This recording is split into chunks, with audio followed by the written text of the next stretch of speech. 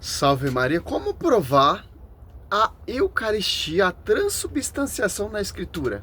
Aqui temos um catecismo para a gente entender o que é a transubstanciação. Catecismo, olha só.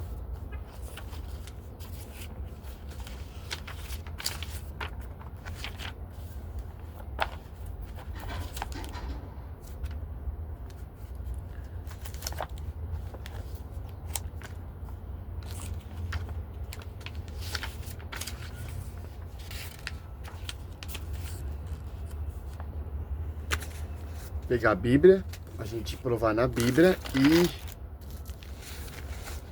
e você pega o catecismo 1376. Olha só que interessante. Aqui, ó. Olha que Santo Ambrósio vai afirmar. Olha só.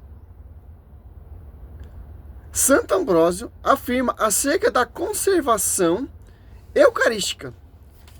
Devemos estar convictos de que não se trata de um elemento formado pela natureza, mas da substância produzida pela fórmula da consagração, que é o pai da igreja citando, nos ensinando o que significa. Olha só. Porque a consagração, a eficácia da consagração é maior do que a da natureza, porque por efeito da consagração, a própria natureza é a transformada, a palavra de Cristo, que pode criar do nada e que não existia, não poderá transformá-la em diferentes substâncias. Aquilo que existe não é mais fácil dar às coisas nova natureza do que transformá-la. Olha só, a transubstanciação, ela se transforma quando o sacerdote está fazendo a consagração. 1376, ó. Cursilho de Trento resume a fé católica ao declarar por ter Cristo, nosso Redentor, dito que aquilo que oferecia sob a espécie do pão era verdadeiramente o seu corpo. Sempre se teve na igreja esta convicção, que o Santo Cursilho declara, novamente, pela consagração do pão e do vinho, opera-se na mudança de toda a substância do pão, na substância do corpo de Cristo, nosso Senhor, e de toda a substância do vinho, na substância do seu sangue. A esta mudança, a Igreja Católica denomina como acerca e exatidão transubstanciação. Olha só, 1377. Presença eucarística de Cristo começa no momento da consagração. Pastor nenhum da face da terra tem a sua autoridade de consagrar. A transubstanciação acontece quando o sacerdote faz a consagração. Não é simplesmente um pãozinho e um suquinho de uva, que eu vi aí um pastor pregando. Acho que a minha mulher estava vendo esse vídeo, né? A Santa Ceia é diferente. Não tem consagração, porque eles não são sacerdote. Voltando aqui, né? Aqui, ó. A presença eucarística de Cristo começa no momento da consagração e pendura enquanto substituírem a espécie eucarística.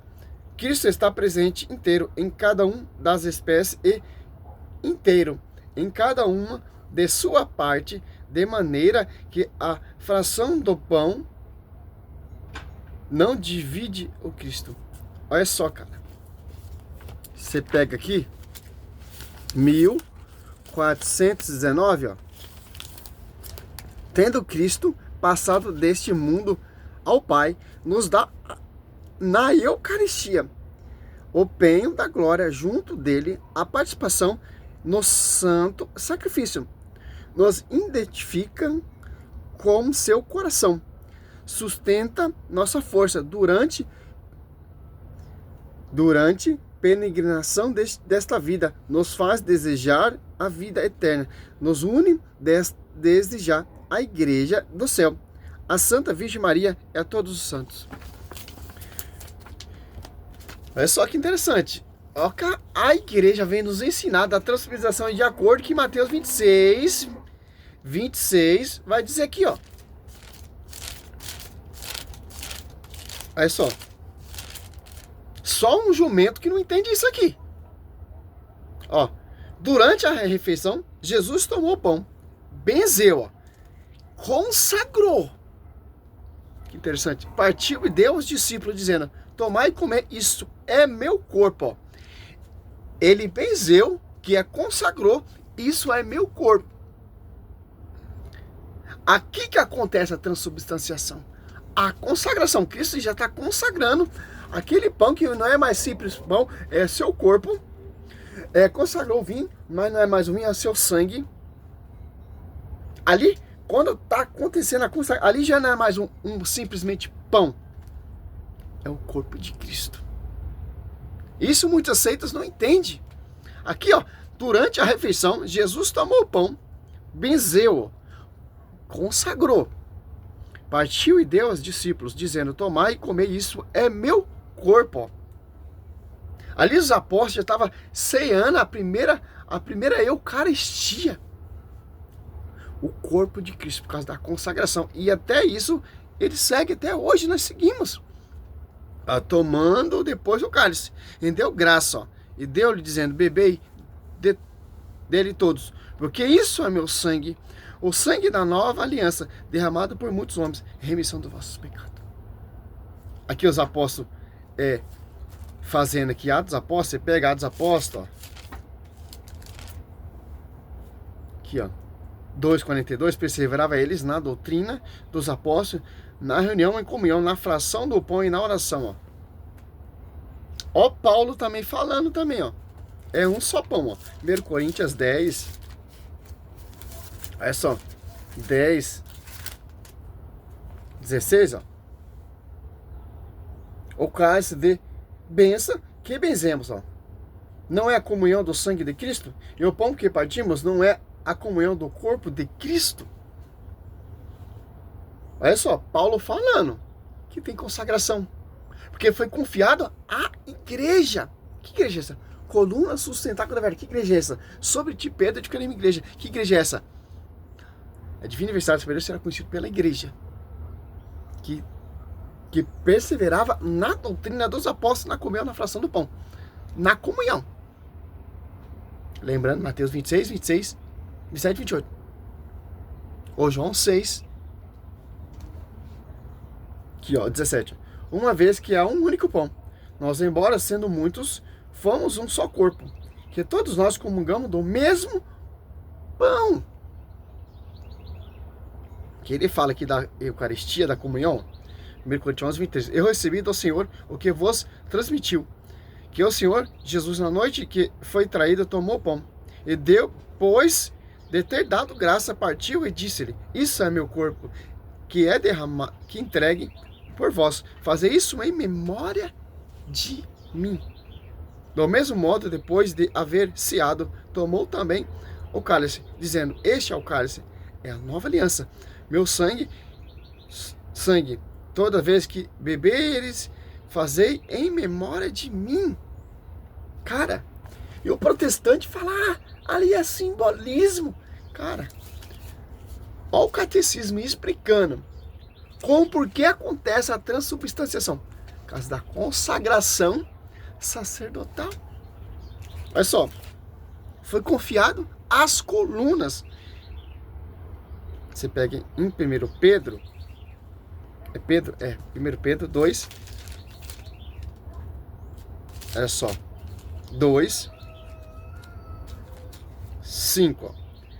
E quais outras pedras vivas vós também vos tornares os materiais deste edifício espiritual, um sacerdócio santo, para oferecer vítimas espirituais, agradável a Deus, por Jesus Cristo. Que interessante. Aqui já está finalizado para a gente entender o que é a transubstanciação. É a consagração quando o sacerdote consagra ali, como Cristo consagrou ali, na primeira ceia com os apóstolos, é que ele está fazendo. Que foi transmitido, foi ensinado pelo Senhor Jesus Cristo. E os apóstolos estão comungando ali o corpo de Cristo. Olha só, cara. Aí vai falar, como pode comer o corpo de Cristo? Vocês são canibais, tá? De acordo com os judeus. Não entenderam ainda o milagre da transubstanciação. Poderia citar João 6, só ler. Quer tirar essa dúvida? João 6 ali você vai tirar essa dúvida. Eu sou o pão vivo que desceu do céu. Quem come esse pão jamais morrerá, terá a vida eterna. Olha só. Só para finalizar. João 6, ó. 51. Eu sou o pão vivo que desceu do céu. Quem come deste pão viverá eternamente. E o pão que eu hei de dar é a minha carne para a salvação do mundo. Os judeus se escandalizam, igual os protestantes. Engraçado, a Santa Ceia lá, aí pode, né? Ali a presença tá de Cristo ali na Santa Ceia protestante. Na Igreja Católica não tá. Olha só, olha os protestantes aqui, ó. A essas palavras de Deus começaram a discutir, dizendo, como pode este homem dar-nos de comer a sua carne? Então Jesus disse, em verdade vos digo, se não comeres a carne do Filho do Homem e não beberes o seu sangue, não tereis a vida em vós. Quem come a minha carne e bebe meu sangue, tem a vida eterna, e eu o ressuscitarei no último dia. Pois a minha carne é verdadeiramente uma comida, e o meu sangue verdadeiramente uma bebida. Quem come a minha carne e bebe meu sangue, permanece em mim e eu nele. Olha assim, cara. É a transubstanciação do pão que se torna a carne, do vinho que se torna o sangue de Cristo. Aqui que acontece a transubstanciação. Nós não somos canibais comendo a carne de Cristo, não. A carne de Cristo, transubstanciação. Ali a Eucaristia se tornou carne de Cristo. O vinho se tornou o sangue de Cristo.